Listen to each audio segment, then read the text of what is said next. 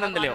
एक दिन मैया यशोदा दूध चला रही है, मैया दूध चला रही है तो ध्यान रखना, जब जीव परमात्मा का मनसा वाचा कर्मणा तीनों क्रियाओं से परमात्मा का हो जाता है, तो मैया विचार कर रही हैं कि आज मैं जो दूध चला रही हूं इससे जो माखन निकलेगा मैं अपने हाथों से अपने कन्हैया को खिलाऊंगी, अपने कनुआ को खिलाऊंगी।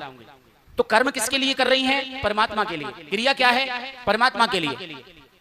और उनके चित्त पे कौन है जिसके लिए कर्म कर रही हैं? परमात्मा ही चित्त पे है, गोविंद साक्षात वैकुंठवासी हैं। और अंदर ही अंदर एक भजन गा रही हैं दधि मंथन करते हुए, तेरी नैया में लक्ष्मण राम नैया धीरे बहो, ऐसे भजन गा रही हैं। तो मनसा वाचा कर्मणा, मन से भी, कर्म से भी और वचनों से भी परमात्मा की हो गई। तो सिद्धांत कहता है, शास्त्र का सिद्धांत कहता है कि जब जीव परमात्मा का मन से, वचनों से, कर्म से उसका हो जाता है तो परमात्मा के पास जाने की जरूरत नहीं होती, परमात्मा दौड़ के खुद आ जाते हैं। आज मैया दूध चलाते समय मनसा वाचा कर्मणा तीनों क्रियाओं से परमात्मा की हो गई। भगवान गोविंद सोए हुए हैं, उनका समय जगने का तो 6 बजे का है, 7 बजे का है, लेकिन छोटे से लाला हैं, सोए हुए हैं। लेकिन जैसे ही मैया मनसा वाचा कर्मणा तीनों क्रियाओं से हुई तो तुरंत ही दौड़ के आए और मैया के कपड़ा पकड़ के बैठ गए। या दूध है रोक, पहले भूख लगी है मुझे दूध पिला, यानी कि मुझे पहले ये दही चलाना, दूध चलाना बंद कर, पहले मुझे दूध पिला, तुरंत ही।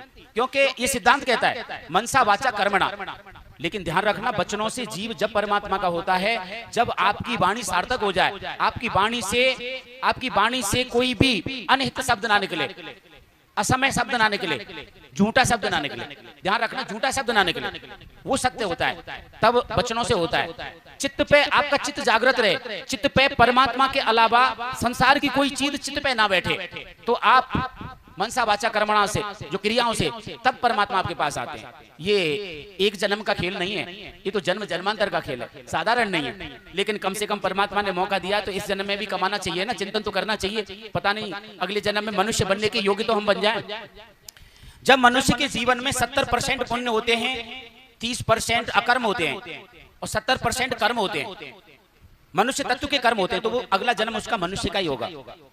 और जिसके 40% अकर्म हो गए, विकर्म हो गए, और यदि 60% तो फिर लुढ़क सकता है, हो सकता है कि चांस मनुष्य बनने का ना मिले। इसलिए परमात्मा का चिंतन करना चाहिए।